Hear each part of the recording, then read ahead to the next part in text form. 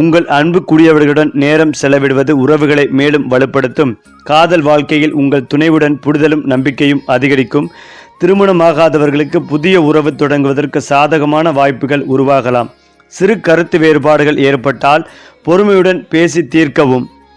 அதேபோல் ஆரோக்கியத்தில் கவனம் செலுத்த வேண்டிய மாதம். மன அழுத்தத்தை குறைக்க யோகா, தியானம் அல்லது உடற்பயிற்சி செய்வது பயனளிக்கும். உணவு பழக்கத்தில் ஒழுங்கு மற்றும் சத்தான உணவுகளை உட்கொள்வது அவசியம். போதுமான தூக்கம் எடுப்பது உங்கள் ஆற்றலை புதுப்பிக்கும்.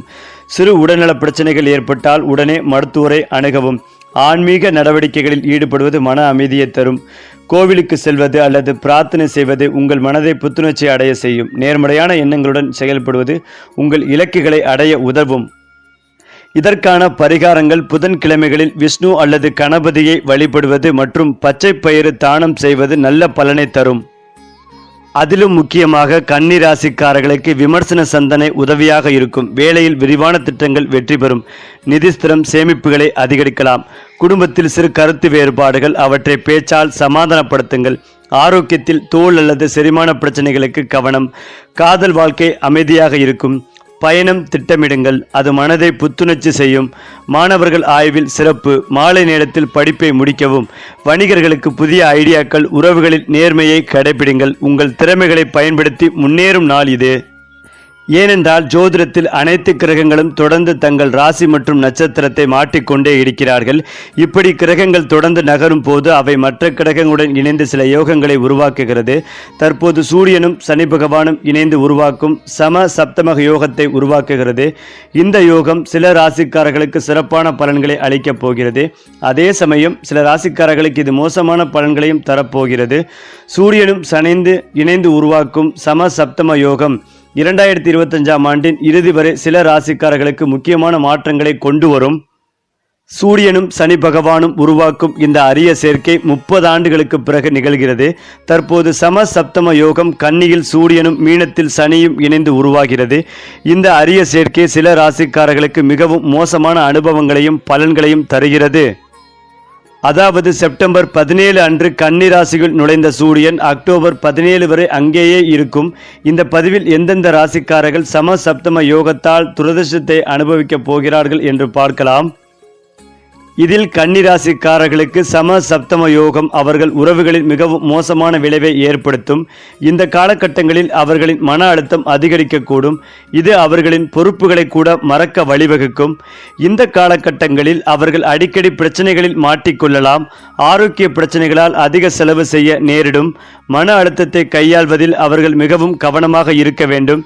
வேலையில் ஏற்படும் சிக்கல்கள் அவர்களின் அமைதியை குலைக்கும். இந்த காலகட்டங்களில் அவர்கள் பல வழிகளிலும் தொந்தரவுகளை சந்திக்க நேரிடும். அது மட்டுமில்லாமல் கன்னிராசியை சேர்ந்தவர்கள் சில விஷயங்களுக்காக காத்திருக்க வேண்டிய சூழல் இருக்கும். அத்தியாவசிய பொருட்கள் வாங்குவது தொடர்பாக செலவுகள் அதிகரிக்கும். உங்களின் நிதிநிலை சற்றே கவலை தரக்கூடியதாக இருக்கும். உங்களின் எதிர்காலம் தொடர்பான சிந்தனை அதிகரிக்கும். உங்கள் குழந்தைகளிடமிருந்து சில நல்ல செய்திகள் பெறுவீர்கள். உங்கள் சகோதரனின் ஆலோசனை தொழிலுக்கு புத்துயிர் அளிக்கும். உங்கள் வாழ்க்கை துணை என உடல் நலம் சற்று கவலை தரக்கூடியதாக இருக்கும். மேலும் இதையெல்லாம் தாண்டி கன்னி ராசிக்காரர்கள் தொலைநோக்கு பார்வையும் புத்தி கூர்மையும் கொண்டவர்கள். அதிக பணிகளை ஒப்படைத்தாலும் அமைதியாகவும் திட்டமிட்டும் செயல்படுவார்கள். அழுத்தமான சூழ்நிலையிலும் தரத்தை காக்கும் வல்லமை இவர்களிடம் உள்ளது. ஏனென்றால் ஜோதிடத்தின்படி மனித வாழ்வில் நவக்கிரகங்களின் தாக்கம் மிகுந்தது. ஒருவர் பிறக்கும் பொழுது கிரகங்கள் எந்த நிலையில் உள்ளன என்பதை அடிப்படையாக கொண்டு அவரின் ராசி மற்றும் வாழ்க்கை பாதங்கள் தீர்மானிக்கப்படுகின்றன. 12 ராசிகளிலும் தனித்தனியான அதிபதியை கொண்டுள்ளன. அதன் தாக்கத்தால் ஒவ்வொருவருக்கும் தனித்துவமான குணாதிசயங்களும் உள்ளுணர்வு சார்ந்த அமானுஷ்ய சக்திகளும் உருவாகின்றன. அதே போலதான் ஒவ்வொருவருக்கும் பிறவியிலேயே சில மறைமுக சக்திகள் உள்ளன. சிலர் தங்களின் மன ஆற்றலால் சூழ்நிலைகளை புரிந்து கொள்ளும் திறனும், சிலர் உணர்ச்சி மற்றும் உள்ளுணர்வால் பிறரை வழிநடத்தும் திறனும் பெற்றிருப்பார்கள். இப்போது எந்த ராசிக்காரர்களுக்கு எந்த அமோனிய சக்திகள் உள்ளன என்பதை பார்ப்போம். அதில் கன்னிராசியில் வாய்ப்புகள் மற்றும் அபாயங்களை முன்கூட்டியே உணர்ந்து விவேகமாக செயல்படும் திறன் அவர்களுக்கு எப்போதுமே உண்டு. குறிப்பாக ஒவ்வொரு ராசிக்கும் தனித்துவமான இந்த அமானுஷ்ய சக்திகள் அவர்களை வாழ்வில் சிறப்பானவர்களாக ஆக்குகின்றன.